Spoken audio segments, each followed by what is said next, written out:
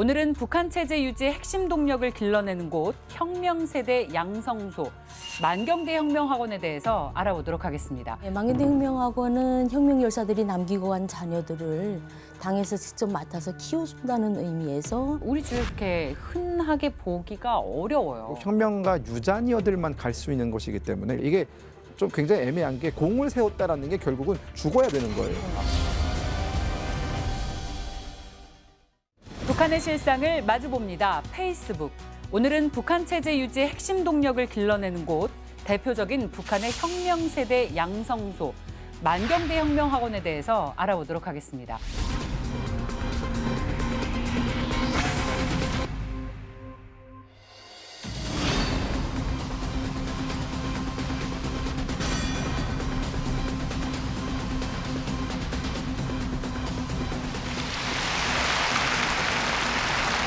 영리, 너 아버지처럼 훌륭한 추격기 비행사가 되자요. 알았습니다.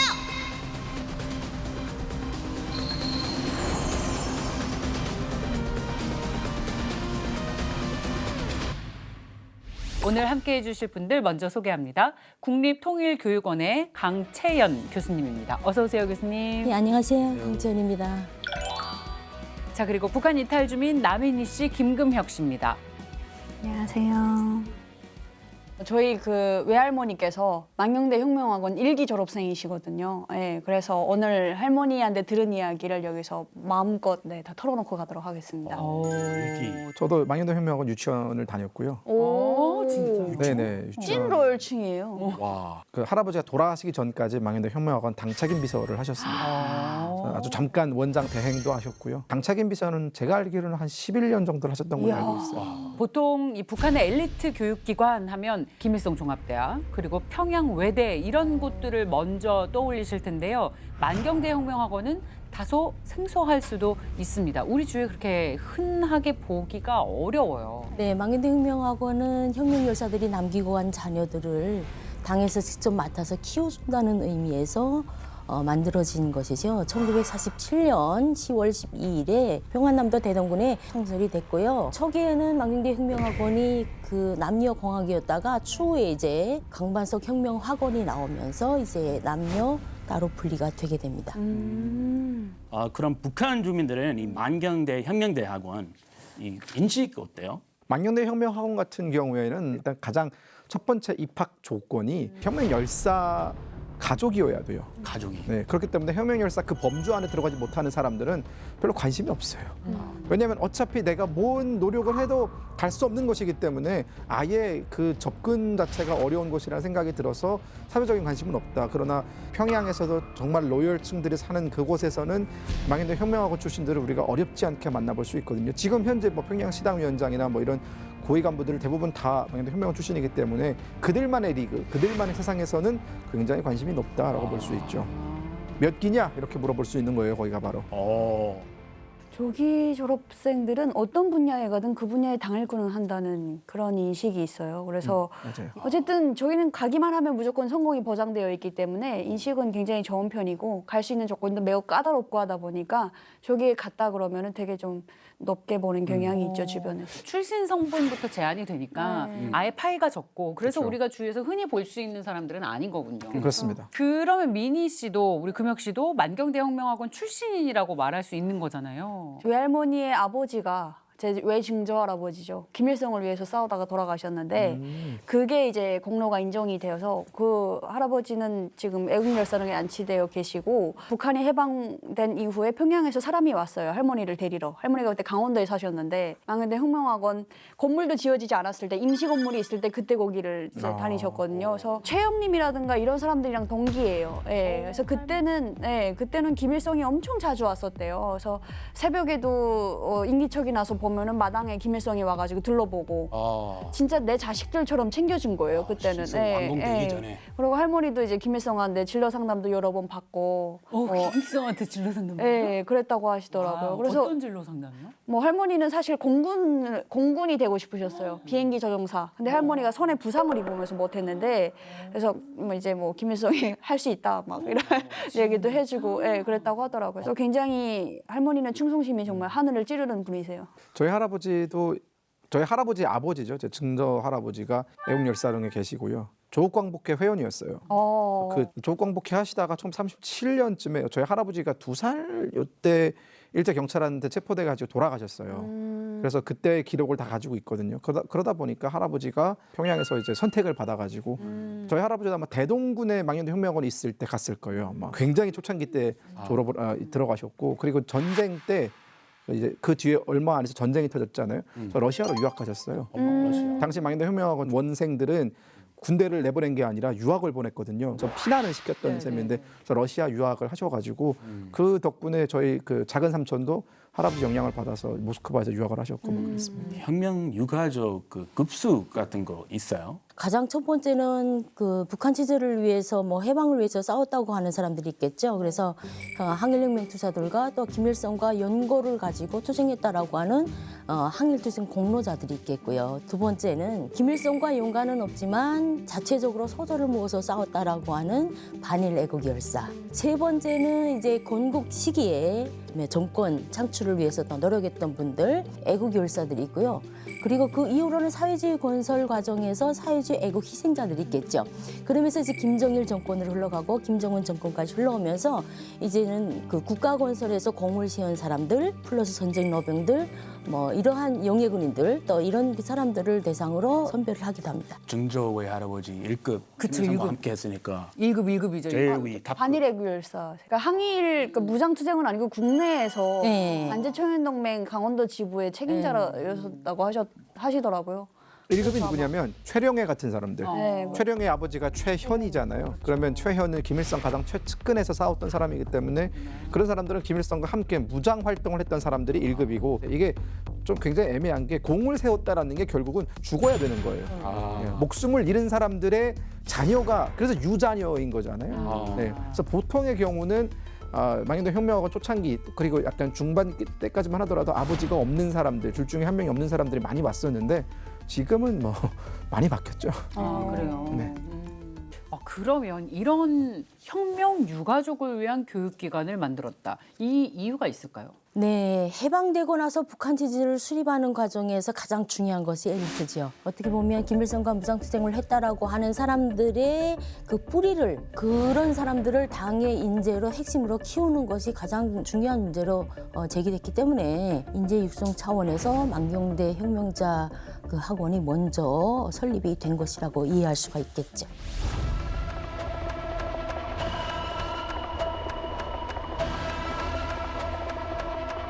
건국에 앞서서 건곤에 앞서서 혁명을 떠매고 나갈 기둥감들을 키우는 학원부터 세우고 거기서 자라난 부려볼구리 혁명가들을 핵심 골간으로 내세워 국가와 군대의 발전을 주도해 나가게 한 것이 우리의 주체 혁명입니다.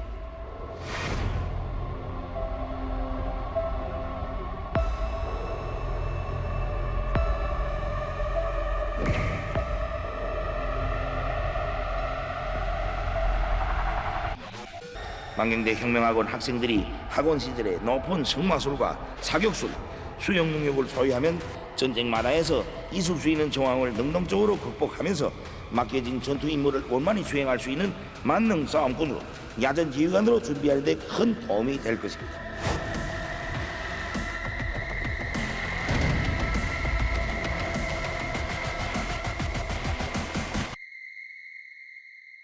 전국에 뿔뿔이 흩어져 있을 텐데 이 혁명 유자녀들을 어떻게 찾았을까요? 찾기 힘들 것 같은데. 그렇죠. 국내적으로는 우선 각 도 인민위원회들과 인민위원회 교육들과 또 조선 애국투사위원회를 통해서 유자녀들을 찾았고요. 또 신문과 방송을 통해서 광고를 많이 했죠. 그리고 직접적으로 항일혁명 투사들을 해외로 내보내서 중국이나 소련 이렇게 현지에 내보내서 그 연고자들을 찾아서 그 연고자들의 또 연고자들을 찾아서 열사들을 한 명도 빠짐없이 데려오라는 김일성의 지시가 있었고 그리고 그 각국에 나가서 또 광고도 하면서 또 이렇게 다양한 방식으로 선출을 했던 것 같습니다. 어렵게 유자녀를 찾은 건 맞네요. 네. 네. 이 망경대 혁명학원에 대한 북한 당국의 실제 관심은 어느 정도예요? 우리 혁명학원에 대한 그 김씨 일가의 관심은 정말 엄청나다라고 볼 수가 있는데요. 김일성 때는 더 말할 것도 없었고 직접 뭐 본인과 같이 싸웠거나 본인을 위해 싸웠던 사람들의 자녀들이니까 네, 정말 수시로 찾아서 챙길 정도로 관심이 많았고 김정일 때도 여전히 이렇게 이어오는 것 같아요. 그래서 할머니가 나중에 만경대 혁명학원 창립 60돌시였나 65돌시였나 그 행사가 이제 열렸는데 거기에 또 할머니가 초청이 되셔가지고 가서 그 기념사진 김정일이랑 찍고 텔레비 선물도 받아오고 텔레비요? 아리랑 우와. TV 선물을 받으셨는데 우와. 예, 그러고 뭐 선물도 계속 네, 보내주고 진짜 중요하게 네. 생각하는구나. 김정은도 아마 그 자기가 집권한 지 얼마 안 돼서 바로 설날에 찾아갔던가 좀 그랬을걸요. 만경대 혁명학원을. 아, 진짜? 네. 와, 설날 찾아갈 정도면은 정말 중요하게 생각해요. 그러네.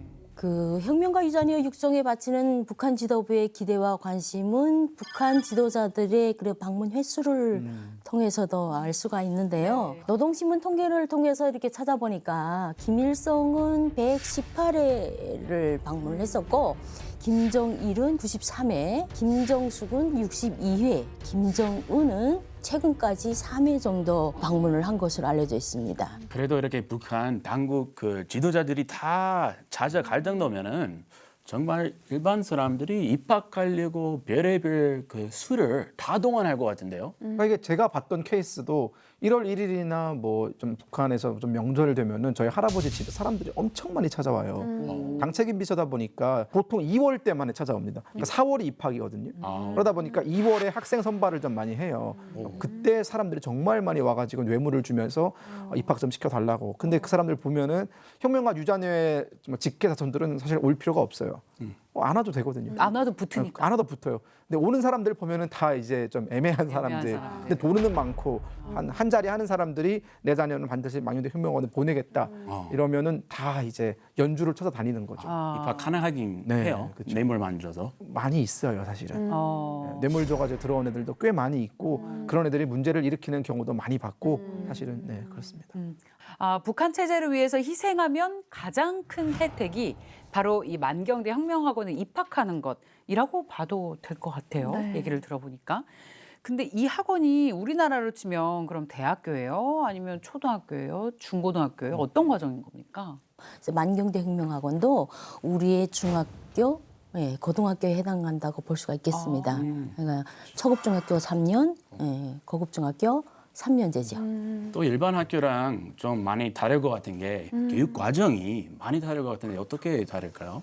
아무래도 군사교육이 중점이겠죠. 만경대 혁명학원이니까 군복을 입고 있는 아이들의 모습. 그러다 보니까 군사기술과 관련되는 그리고 군사 전략과 관련되는 군사 사상과 관련되는 거기에 플러스 최근 김정은 정권에 들어서는 가장 중요한 것이 기술적인 군사 전략의 문제.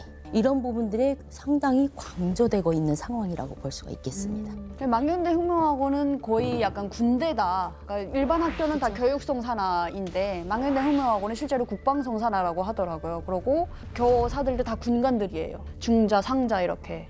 군간. 병원들에게 군복을 입혀줬죠. 사실상의 군인 대우를. 그렇죠. 그런데 군인 자격을 어느 정도 갖추고 있다고 볼 수도 있겠습니다. 왜냐하면 북한은 대학을 졸업하면 소위부터 시작을 하니까요. 아, 네. 군대 가니까. 전민 군사화 전략에 그래서 대학 4년제 이상을 졸업하면 무조건 소위부터 시작이 됩니다. 제가 한국 대학교에 와서 입학을 하고 이제 다니다가 놀랐던 점이 있어요. ROTC를 보고 망년대 혁명학원 원생들이 좀 떠오르더라고요. 왜냐하면 저 친구들은 1학년 들어가서부터 6학년 졸업해서 나올 때까지 군인처럼 하루 일과를 시작합니다. 아침에 일어나는 것도 빠빠빠빠빠 이 나팔 기장 소리에 맞춰서 일어나고 그리고 취침이라든가 점호라든가 이런 것도 다 군인 방식대로 해요. 서로 호칭도 군인처럼 하고 제식 훈련이라든가 뭐 지금 보면은 지금 행진 훈련이라 이런 것들도 군인처럼 하거든요. 그래서 뭐 제 개인적인 느낌인데 망년대 혁명학원 다니고 있는 제 또래 친구들을 만나 보면 굉장히 옛날 사람 느낌이 좀 납니다. 생각하는 방식이 자유롭지가 않고 굉장히 딱딱하고 굉장히 뭔가 구조적이고 일획화된 뭔가 그런 느낌들 많이 받아요. 또 그런 어렸을 때부터 그런 교육을 받으니까 그런 것 같아요. 사실 좋은 학교이긴 한데 평양시에서도 왔다 갔다 하는 사람들 보면 좀 불쌍하긴 했어요. 교복을 저것밖에 못 입겠구나 평생. 그러니까 저희가 일반 옷을 입을 수가 없으니까 제복, 항상 맨날 제복. 군복 입고 다녀야 되니까. 칼주름에 네. 모자도 칼각, 아, 가방도 칼각. 각 정말 중요하게 생각해요. 네. 미국 육사에서도 각이 조금이라도 틀어지면 어. 바로 야 박아 이렇게 혼나요. 그만큼 정신을 흐트러뜨리지 않으려고 하는 그렇죠. 생활 속에서의 어떤 절제와 절도를 강조하는 거잖아요. 맞아요. 야, 저 제복에 대해서 설명을 좀 해주세요. 사실 제복 되게 멋있는 건데 의미가 다 있을 것 같아요. 네, 망경대 혁명학원 제복에도 의미가 있죠. 그 소설가로 상당히 유명한 리길성 그 인민 작가가 있어요. 근데 이 사람이 쓴 글을 한 편 제가 소개를 해드리면 혁명의 이세를 하나 키우시며라는 예, 소설이 있는데 여기에서 이제 망경대 혁명학원 제복을 어떻게 설명하고 있냐면 굴다랗게 굵은 줄을 친 바지와 저고리 기슬게 단 붉은 줄을 치고 팔솜에 기슬게 단 사람 인자 모양의 붉은 줄은 부모님들처럼 인민에게 충직한 아들, 딸이 되라는 그런 뜻을 담고 있고요. 그 아래에 내려진 붉은 줄, 바지에 내려진 바지에. 붉은 줄이 있죠. 위자네들이 항일혁명 전통을 계승했다라는 뜻에서 굵게 한 줄을 바지에다 이렇게 줬다라고 해요. 근데 거기 사실상 군대인데 그러면 일반 과목을 공부해요? 당연하죠. 아, 네, 해요? 사회 과목, 정치 과목은 물론 군사학, 여기 이제 수학, 물리, 화학, 정보 기술, 그리고 컴퓨터도 있습니다. 컴퓨터 뭐 응용 프로그램 기술이라든가 뭐 컴퓨터 과학 기술이라든가 이런 부분들, 그리고 외국어 이런 일반 기초 과목도 당연히 공부를 하고 있고요. 2023년 2월에 북한이 수재교육법을 제정한 이후로는 이 망경대 혁명학원에서 제1고급 중학교와 또 기술고급 중학교 이런 일반 학교들을 모델화할 수 있는 그런 학교로 지금 육성하고 있습니다. 다시 말해서 경제교- 과학기술에 있어서 군사력에 있어서 또 정신력에 있어서도 다른 학교들의 모범이 될 수 있도록 새롭게 지금 디자인하고 있다라고 이해를 하시면 될 것 같습니다. 아, 교수님 이거 최신 소식인데 어떻게 하세요? 그렇죠. 네. 김정은 위원장이 방문을 한 이후로 변화하고 있는 모습들, 어떻게, 우와. 그 속에 김정은의 전략과 어떻게 매칭이 되고 있는지. 공부 못하는 애들은 따라가기 진짜 힘들겠다. 네. 네. 공부 못하면 애초에 못 들어가는 거 아니에요? 아 그렇진 않죠. 일중학교는 시험 보고 가는데 이거는 딱히 시험은 없잖아요. 그냥 가족으로. 남인희 씨가 전곡을 찔렀어요. 그러니까 평양제일중학교라든가 외국어 학원이라든가 뭐 이런 특수 목적 고등학교는 입학 과정에서부터 선발 시험을 쳐서 학업 과정을 따라갈 수 있는 사람들을 선발을 해서 키우기 때문에 그들한테는 굉장히 강도 높은 교육을 시키거든요. 근데 망경대 혁명학원 같은 경우에는 입학할 때의 기준이 이 사람이 얼마나 수학 능력이 있느냐, 뭐 암기력이 있느냐가 기준이 아니라 얘가 혁명가 유자녀냐 아니냐가 기준이기 때문에 이 사람들의 그 케이퍼빌리티라고 하죠. 그 능력이 랜덤이에요, 굉장히. 공부 잘하는 사람이 있을 수도 있고 공부 못하는 사람, 복불복이죠, 완전히. 그러다 보니까 뭐 우등상 경쟁 뭐 이런 거 많이 하잖아요. 학과 경영 같은 거. 그런 거 하면은 이제 그 교실에 들어가면 1고등, 뭐 모란 1고 이렇게 각 좀 공부 좀 잘하는 학교 학생들이 다 모여서 시험을 치거든요. 맨 마지막까지 앉아 있는 애들이 망경대. 망경대 혁명학원 아, 진짜. 망경대 혁명학원 출신들이 맨 마지막까지 앉아서 끝까지 못 풀고 있는 거예요.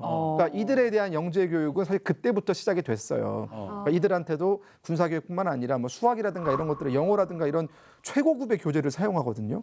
근데 못 따라와요. 그래도 끝까지 풀려고 앉아 있네요. 아니, 나올 수는 없잖아요. 포기할 수는 망경대 혁명학원의 그 자존심이 있는데 나올 수는 없으니까. 뭐 이렇게 내 보지 누군데 나 그냥 뭐 나갈 수도 있다 네. 생각했어요. 그때 우리가 어렸을 적 굉장히 철없는 마음에 이제 서로 모이면 우리가 항상 망경대 혁명학원 출신들은 좀 비하를 했었어요. 아, 진짜요? 야, 너희는 공부 못하면서 오직 그 부모님 잘 만나서 거기 가 있는 거 아니냐. 야, 이거 진짜. 그 친구들은 그래서 좀 뭐랄까 우리 또래에서는 우리랑 같이 어울리지는 못했어요. 얘기를 해도 예컨대 한국 드라마 얘기를 해요. 그 친구들은 몰라요. 모르지. 몰라요. 아니, 못 알면 봐요. 안 되지. 네, 그러니까 이게 대화가 잘 안 통하고 충성도 높아야 되니까. 엄청 충성도 높아서 오락회를 했는데 망경대 혁명 출신들이 나와가지고 막 김정일 장군의 노래를 이렇게 불러. 그럼 우리는 현타가 오는 거야. 아유, 좀 아닌데. 왜 저래? 아유, 분위기 이거 아닌데 이런 생각도 좀 하고. 근데 진짜 충성심 하나만큼은 대단한 친구들이었어요. 아니 저도 대학교에 이제 입학했을 때 거기에 강반석 혁명학원 졸업생이 있었어요. 그분 같은 경우는 강반석 혁명학원을 졸업하고 군대 나갔다가 그다음에 이제 전문대를 온 거예요. 여자 제대군인들은 3년제가 다거든요. 4년제를 못 가기 때문에 영어를 진짜 못하더라고요. 그래서 저희도 영어를 가르치기는 해요. 근데 공부는 정말 못했는데 그래도 쭉 간부를 했어요. 학생 간부, 세포비서도 하고. 예, 그러다가 나중에 학교를 졸업하고 당학교를 갔어요. 보통 우리 학교 졸업하면 어디 음식 요리사로 배치되거든요. 근데 이제 당학교를 갔어요. 그래서 나중에 옥류관 당비서라도 하겠다 싶을 정도로 그래서 역시 저 강만석 혁명학원 출신은 다르구나. 근데 그 사람이 조금 나았던 점은 뭐냐면 리더십은 되게 좋았어요. 네, 사람들을 잘 이렇게 이끌고 이런 건 있었던 것 같아요. 군사적인 교육이 좀 잘 이루어지나 봐요. 단체 생활을 워낙 이렇게 많이 하다 보니까 그런 거에 좀 많이 되게 특화된 느낌? 그게 있었어요. 예전에 엘리트 특집했는데 일부 북한 엘리트 학교는 이 성적이 낮으면 학교 다니다가 퇴출되기도 하던데 네네. 여기서는 안 내보내나요? 너무 성적이 좀 터무니없다. 망연대 혁명학원은 성적으로 학생의 퇴학 여부를 결정하지는 않습니다. 망연대 혁명학원은 퇴학생이 있다는 얘기를 제가 들어본 적은 없어요. 제가 직접 본 적은 없습니다. 그리고 사실 다른 학교들은 좀 많이 풀어져 있기 때문에 한국 드라마라든가 노래라든가 이런 것들은 진짜 거대한 들불처럼 유행이었거든요. 근데 유일하게 그런 유행이 영향을 미치지 못한 곳, 이 바로 망연대 혁명학원은 이런 유행이 잘 미치지 못했고 그러다 보니까 이들은 굉장히 조직 생활이라든가 혹은 충성도라든가 혁명 역사 점수라든가 이런 것에는 굉장히 우리보다는 뛰어났던 점이 있죠. 들어가기만 하면 졸업은 할 수 있겠네요. 성적이 안 좋아도. 야, 그러니까 결국 성적보다는 충성심 네. 이것이 가장 중요한 그쵸, 기준이 그쵸. 되는 예. 학교. 만경대 혁명학원의 교과에서도 혁명 인재를 기르려는 의지가 엿보인다고 합니다. 함께 들어볼게요.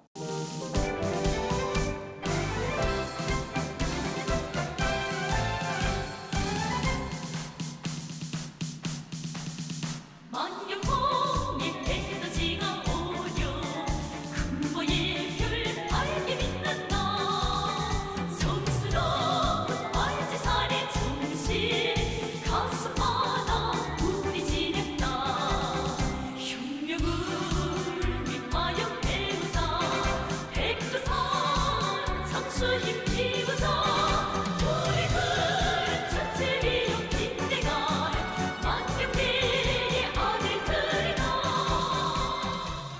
만경봉의 해돋이, 성스러운 빨치산.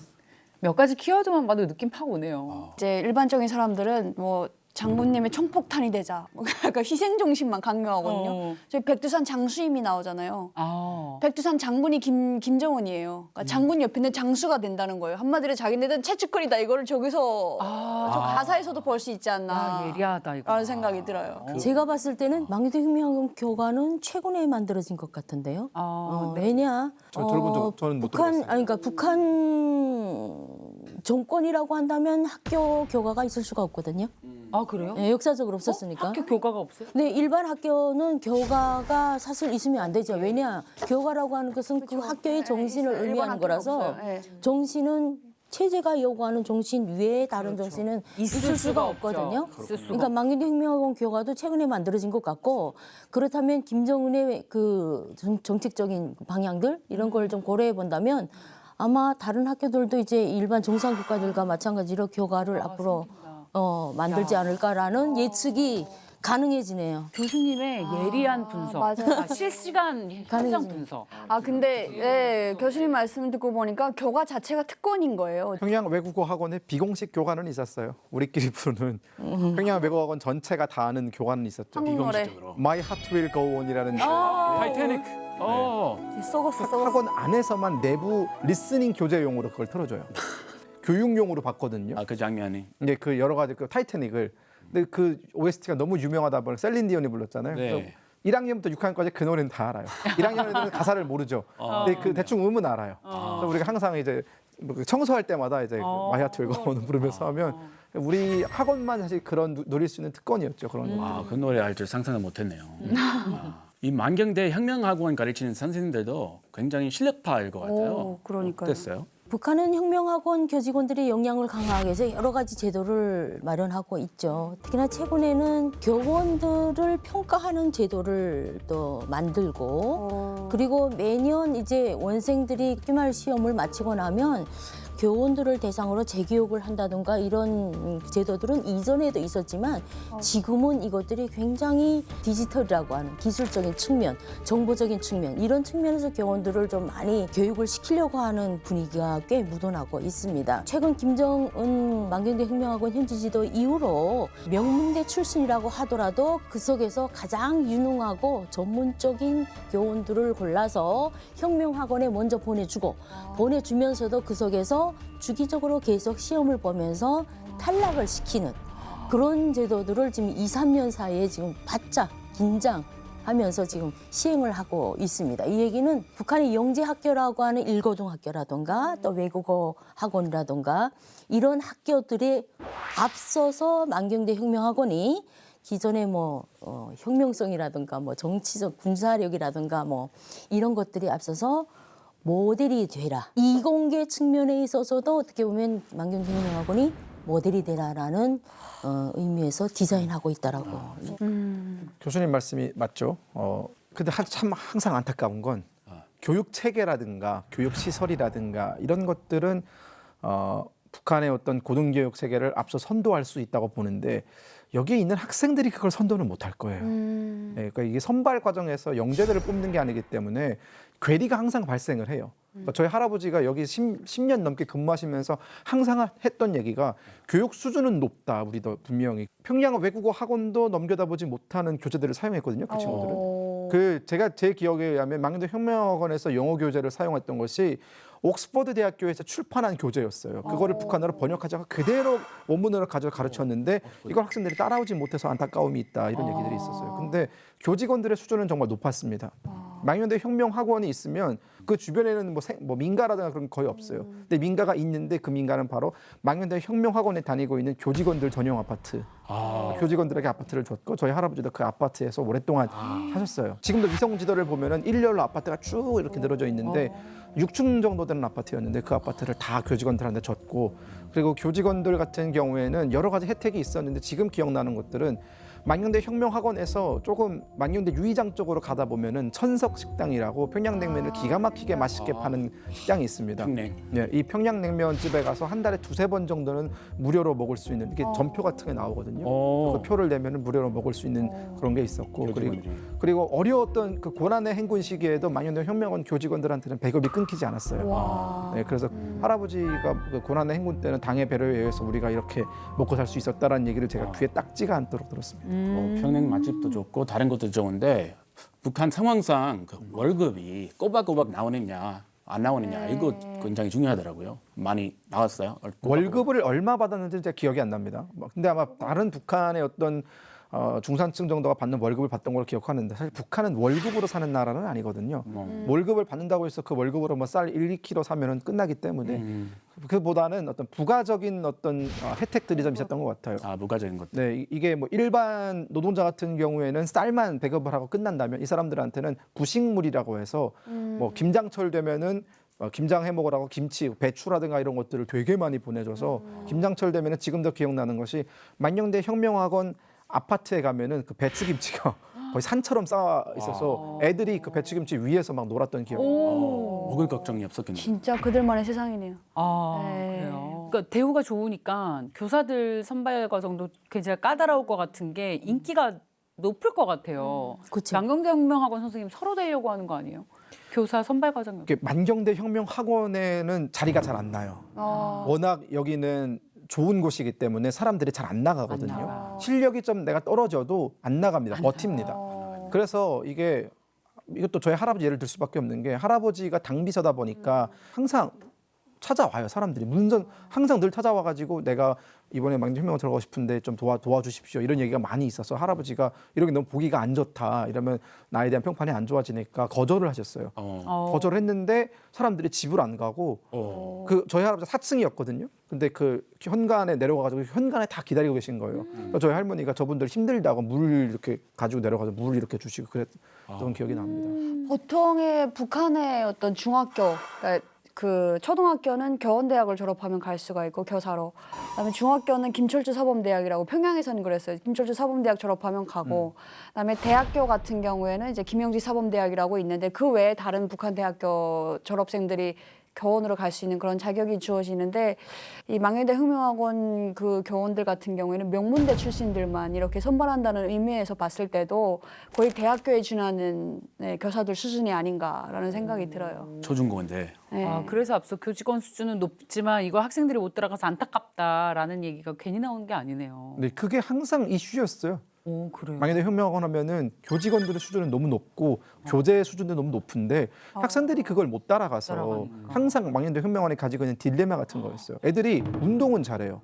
축구 같은 거 하면은 저희랑 축구하면 6대 0으로 지고 막 이렇게 저희가 망연대 혁명학원에 축구를 한 적이 있어요. 근데 그때가 2005년인데 평양 외국어 학원 그 잘 나가는 평양 외국어 학원에 잔디구장은 없었어요. 근데 망연대 혁명학원은 그때 잔디구장이 있었어요. 잔디까지. 그러니까 인공 잔디였는데 제 개인적인 경험으로 인공 잔디에서 축구를 해보기 그때가 처음이었어요. 인공잔이 더 네, 근데 너무 좋더라고요. 그 친구들은 다 막 외제 그 운동화 신고 축구화 신고 이 에피소드 재밌어요. 저희는 축구 끝나고 이제 물을 마시는데 이 친구들 뭐 마셨게요? 이온 음료? 아리수. 포카리 마시고 있는 거예요. 포칼 진짜 포칼이? 포카리였어요. 그래서 제가 그걸 보고 아이온, 제가 포카리 그때 처음 본 거예요. 그래서 이게 뭔지 싶어서 마셔봤는데 제 취향은 아니더라고요. 근데 이게 그 사람 이 친구들이 되게 돈이 많고 집이 다 빵빵하니까 이런 것들은 그냥 아무렇지 않게 쓰는데 한 가지 아쉬움. 공부는 못하더라.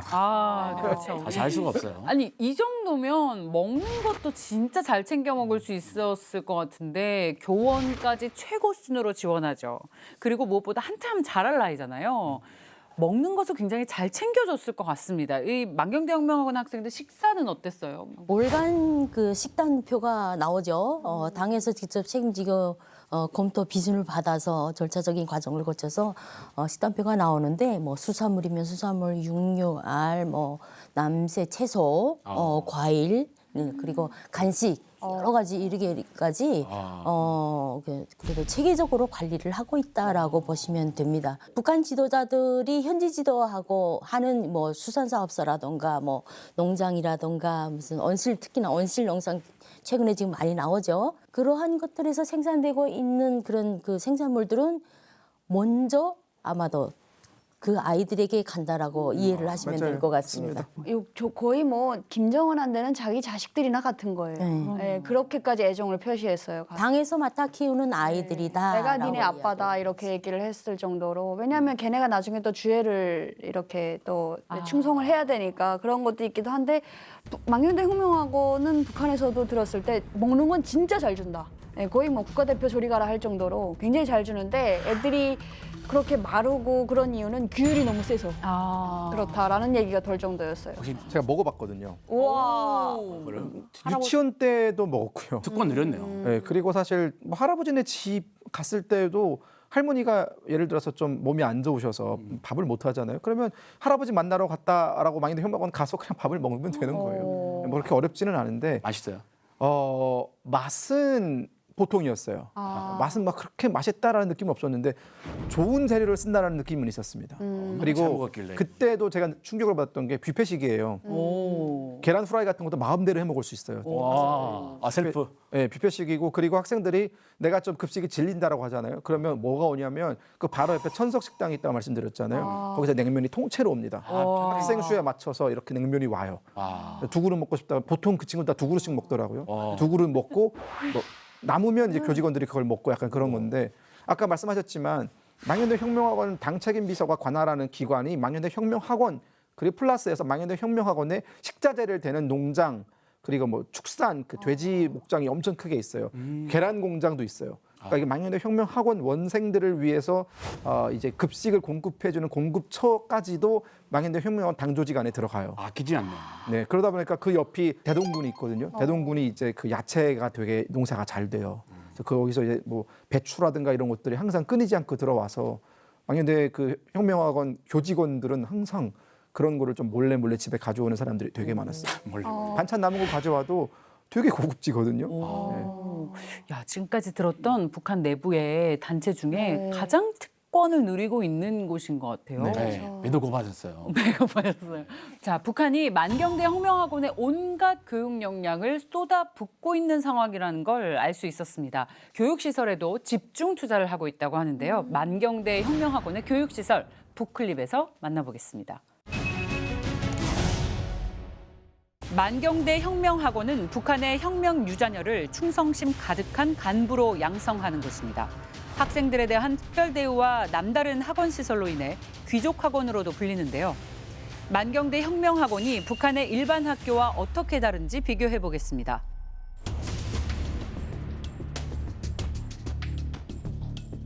먼저 귀족학원이란 별명대로 서양식 석조 건축이 특징입니다. 그 중앙엔 김일성, 김정일 동상이 설치돼 있습니다. 사실 만경대 혁명학원은 북한에서 김일성 동상이 처음으로 세워진 곳으로 북한의 김일성 우상화에 대한 시발점이나 마찬가지인데요. 최근에 김정은 모자이크 벽화, 혁명 사적관까지 건축된 것을 고려하면 현재도 우상화 작업의 중심지임을 알 수 있습니다.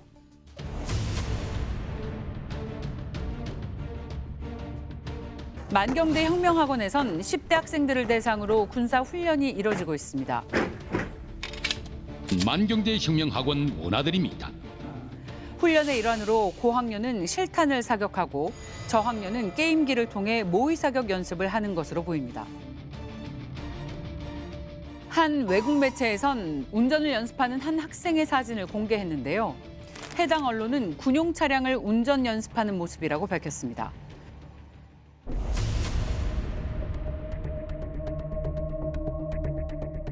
학교 내 체육시설도 북한에선 유일무이합니다. 넓은 잔디 운동장과 현대식 체육관은 기본.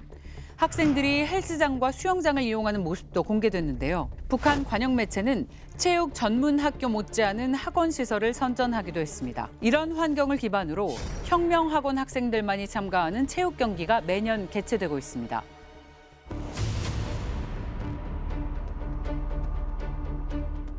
만경대 혁명학원이 특수학교인 이유는 또 있습니다.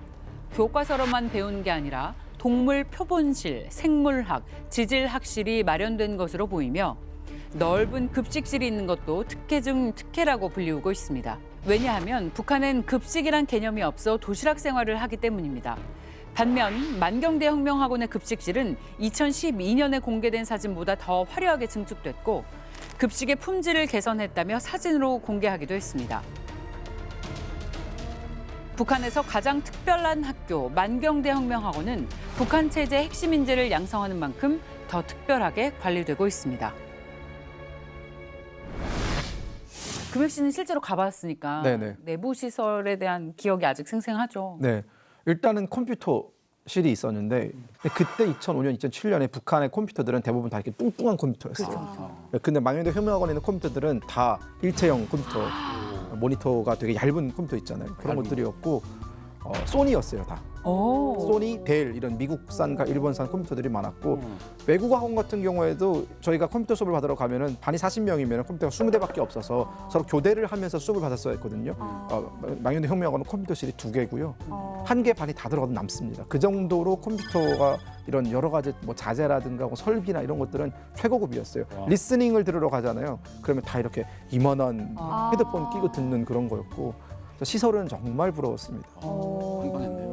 사실 일본 학교에는 뭐 모래 펄펄 날리는 데서 축구를 하거든요. 예, 맞아요. 북한은 네, 모래 운동장이 대부분이에요. 그 일반적이에요. 근데 잔디 구장이 그것도 2개나 있다는 거는 이게 정말 얼마나 대단한 시설인가라는 걸 보여준다라고 생각이 됩니다. 그리고 고등학교에 수영장이 있는 학교는 모르겠습니다. 지금 북한에 뭐 이런 특목고에는 있는지 모르겠지만 제가 다닐 때는 없었거든요. 언감생심이었어요.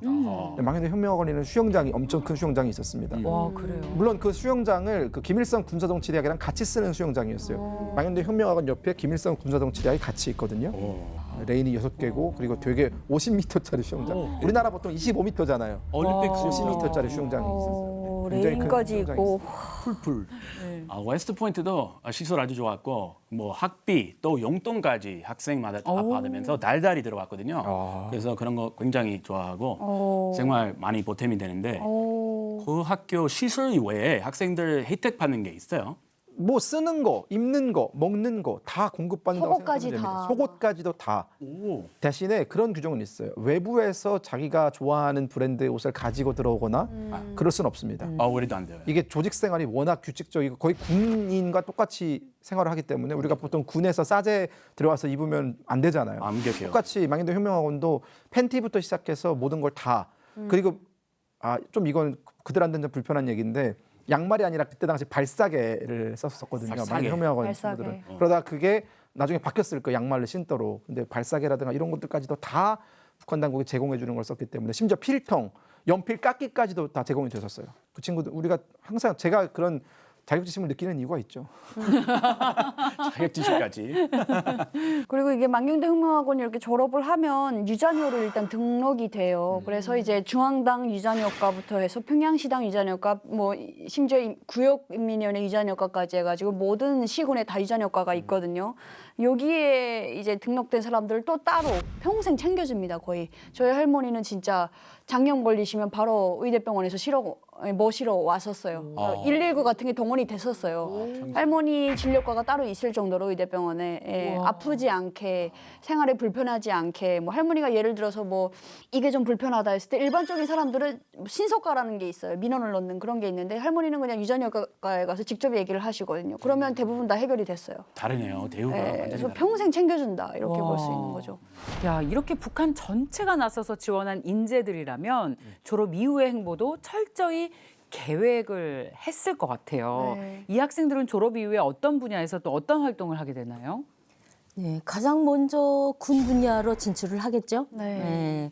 졸업생 다수가 군사교육을 받았기 때문에 군 장교로 임관하는 경우가 많습니다. 전 인민무력부장이었던 김영춘, 그리고 오국열 아마 잘 우리 한국에 알려져 있죠. 네. 만경대 혁명학원을 졸업하고 군으로 바로 임관했던 그런 사례이고요. 그리고 두 번째는 이제 그 당하고 그리고 정권 분야로 진출을 하는데 연영묵 총리, 전 내각 총리였던, 그리고 최영림 전 내각 총리 역시 그 케이스라고 볼 수가 있겠습니다. 그리고 또 나머지 기타 여러 분야에 또 진출을 하는 경우가 있겠습니다. 혹시 졸업하고 나서도 유학 갈 수 있어요? 해외요? 유학하죠. 그렇죠. 만경대 자녀학원 졸업생들은 해외로 된다면 갈 수도 있고 해외 유학도 갈 수도 있고 또 해외 뭐 많은 경험들을 위해서 또 나가기도 하고 그래서 1순위 혜택이 주어진다고 보시면 되겠습니다. 야, 이거 국가가 직접 길러낸 인재들이잖아요. 먹이고 입히고 해서 이런 인재들을 만들었는데 실제로 당이나 군, 정부의 요직에 많이 진출했습니까? 그렇죠. 지금까지 보면 북한 체제를 지탱하는 가장 핵심적인 여인들은 아마 그 속에서 나왔다고 볼 수가 있겠습니다. 중축을 이룬다라고 볼 수가 있겠죠. 2015년에 그 최상위 권력 엘리트들 중에서 만경대 학원 출신들이 45명 중에 10명 정도였다라고 해요. 김정은 정권이 들어서고 그리고 김정은 후계 승계를 준비하던 2010년 비서국 구성원이 5명 중에 4명이 만경대 출신이었다. 네, 그러면 그만큼 어떻게 보면 정치국 위원, 후보위원 이들 중에 다수가 만경대 혁명학원 출신이었다라고 볼 수가 있겠죠. 풀이 이렇게 작은데 높은 자리 많이 차지하고 있네요. 그러네요. 그럼 여기 출신 대표적인 유명 인사 누구 있을까요? 유명 인사를 얘기한다면 최근 김정은이 가장 아끼고 사랑해서 화제가 됐던 그 현철애를 이야기하고 싶습니다. 현철애는 만경대 혁명학원 2기 졸업생이죠. 현철애가 2022년에 사망을 했죠. 김정은이 직접 운구를 맬 정도로 굉장히 화제의 인물이었었는데 올해 2025년에는 그 현철애를 상징한 소설을 만들기 시작했어요. 그래서 작년부터 집필하기 시작을 한 것 같은데 올해 상반기에 지금 상이 나왔다고 합니다. 아마 내년 올해 하반기쯤 되면 하가 나올 것 같습니다. 상하 이렇게 나누죠, 장편. 그렇죠. 네. 상하로 나눠진 장편 소설. 그리고 김정일도 만경대 혁명학원 출신이라고 하더라고요. 김정일? 네. 김정일, 김정일이요? 장성택 다 만경대 혁명학원 출신. 아, 장성택도. 사실상 이들이 북한을 다 지배한다라고 봐도 과언이 아닐 정도로. 오늘 이야기를 듣고 보니까 만경대 혁명학원이 왜 혁명세대 양성소인지 네. 잘 알 것 같습니다. 자, 그렇다면 앞으로 만경대 혁명학원은 어떻게 변화하게 될까요, 박사님? 최근 만경대 혁명학원이 변화하고 있는 모습을 보면 혁명학원이라고 하는 키워드가 북한 체제의 정통성의 뿌리임에는 변함이 없지만 그 뿌리에 있어서도 약간의 변화 흐름이 감지되는 것이 아니냐라는 생각이 듭니다. 왜냐? 지금 현재 북한 사회가 굉장히 많이 변화했죠. 시장화 이어서 뭐 정보화라든가 외부 정보의 유입이라든가 다양한 문제들 때문에 발생하고 있는 청년 교양의 문제 그리고 새세계 교육혁명이라고 하는 교육 혁신의 문제 그리고 북한 사회 현대화라고 하는 정말 선진국가의 이미지를 굉장히 원하고 있는 김정은으로서는 이 만경대 혁명학원이 혁명의 뿌리와 함께 현대 북한 그리고 문명한 미래 북한 문제, 미래 청년 세대 이런 문제들을 몽땅 아울러서 그 모델로서 중추적인 역할을 할 수 있는 기지가 됐으면 참 좋겠다라는 인식을 계속 내뿜고 있는 거예요. 그래서 만경대 혁명학원과 강반석 혁명학원을 쌍두마차로 해서 북한의 혁명 세대 육성 사업이 시장화라던가 또 이어지는 정보화 시대에 새로운 전환점을 맞는 것으로 보고 있습니다. 김정은은 오히려 이 만경대 혁명학원의 어떤 기능이나 이런 것들을 강화해 나갈 수도 있겠군요. 단순한 교육기관이 아니라 북한 체제의 뿌리를 지탱하는 곳이구나라는 생각을 했습니다. 시대가 변하면서 만경대 혁명학원도 변화를 맞고 있는데요. 북한의 젊은 혁명 세대는 어디로 향할지 지켜봐야겠습니다. 북한의 실상을 마주보는 시간 페이스북은 여기까지입니다. 다음 주 새로운 이야기로 돌아오겠습니다. 고맙습니다.